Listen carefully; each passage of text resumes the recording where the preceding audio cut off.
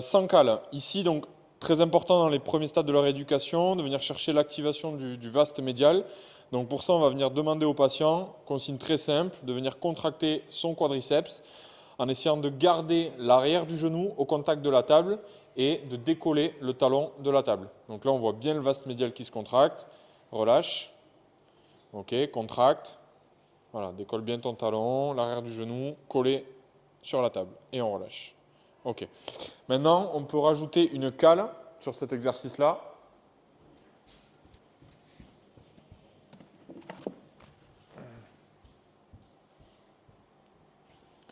Donc maintenant, on peut rajouter une cale sur cet exercice-là. Donc la cale, on va venir la placer sous la cuisse avec la partie épaisse de la cale qui va vraiment venir sous le creux poplité, plutôt au niveau distal fémoral.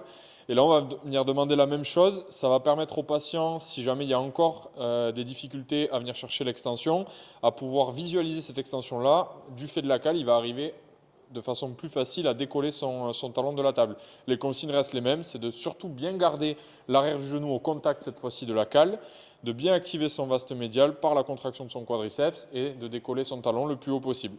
Relâche et on récupère, on répète, contracte et relâche. Donc on voit toujours ici bien le vaste médial qui se contracte. Recommence et relâche. Ok. On peut aller chercher cette extension maintenant avec un biofeedback. Donc ici, on utilise... Hop.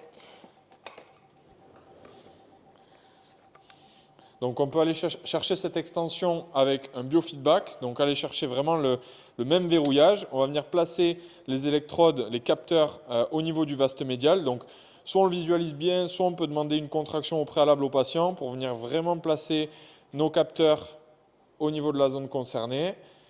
Ok. Et là, ça va être la même consigne que précédemment. Donc, on va demander simplement au patient de venir verrouiller son vaste médial, sauf que cette fois-ci, on aura la présence d'un feedback.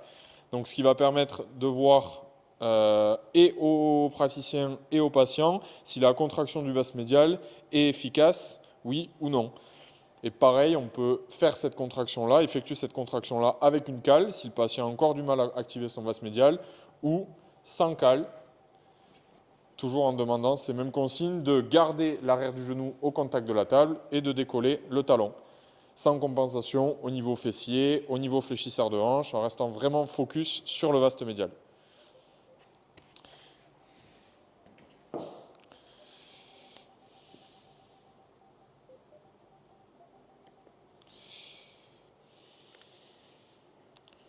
Enfin, donc hop, c'est bon.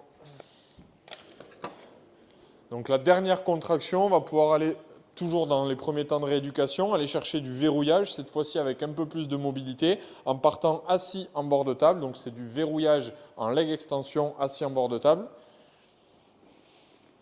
Où on va venir donc demander au patient de rester bien autograndi. Et on va lui demander de venir contracter son vaste médial, cette fois-ci en effectuant une extension du genou, en partant d'un genou relâché qui subit les lois de la pesanteur, donc vraiment relâché, pied relâché, et on vient rechercher la contraction.